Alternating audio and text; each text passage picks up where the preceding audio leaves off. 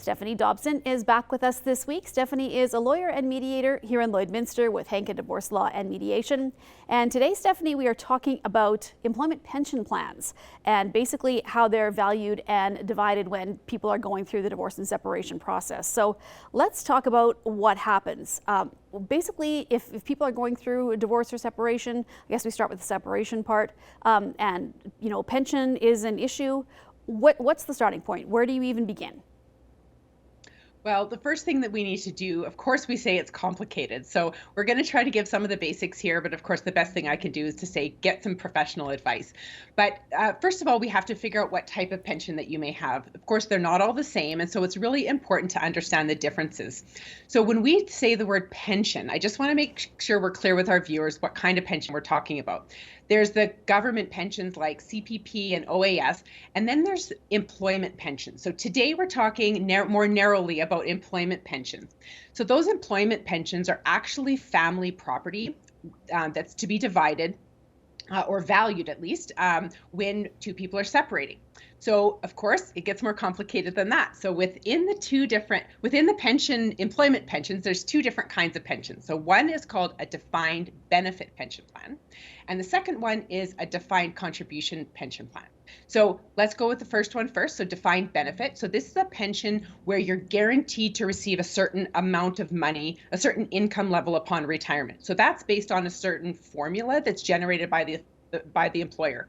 So things that affect that formula are things like the length of your employment, your salary during your employment, your age, and other such factors. So by contrast, a defined contribution pension plan is much like an RSP.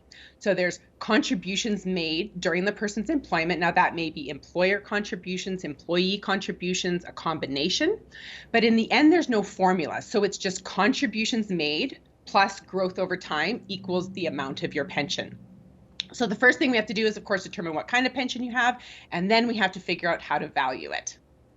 Stephanie, that's a lot of information. If people are looking, in the next step, I guess, is to determine the value of the employment pension. So how does that happen?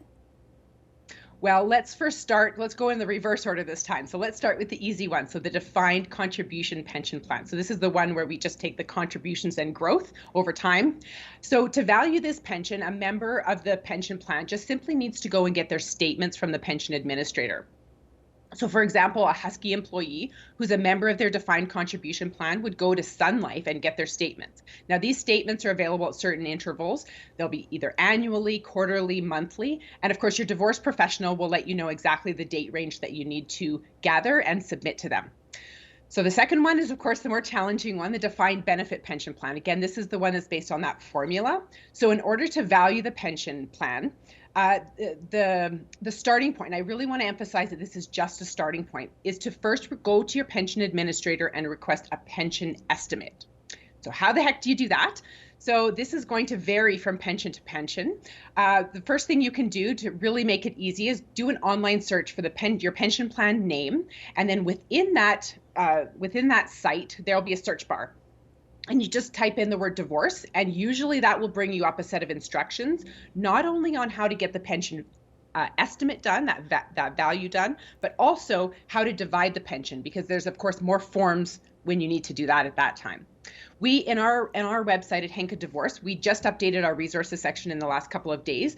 And under the division of property section in our resources, we actually have links to a bunch of pension plans with exactly those links. So the link to value and then the link to divide and how to do all of that. So check out our website for some more information. To get that estimate, you're going to have to send in a form, of course, but the thing you're going to have to think of is what's called the period of joint accrual. So that's the period from start to finish of what you want that pension administrator to value. It's really important before you submit that form that you know what that date is. And of course, your divorce professional can help you with that, because sometimes some of the pension administrators actually restrict the number of times that you're allowed to order that pension value estimate. So just be careful before you submit that form. All right, Stephanie, well, thank you so much for joining us today. And if anybody is looking for help or more information regarding the pension and separation and divorce, what's the best way to track you down? Sure, of course. People can go check out henkadivorce.ca. There's tons of resources and information. There's a chat feature. You can call us or submit our web form or chat with us. And of course, call our office 780-875-2234. All right, thank you, Stephanie, and we will chat again with you next week. Thanks, Stacey.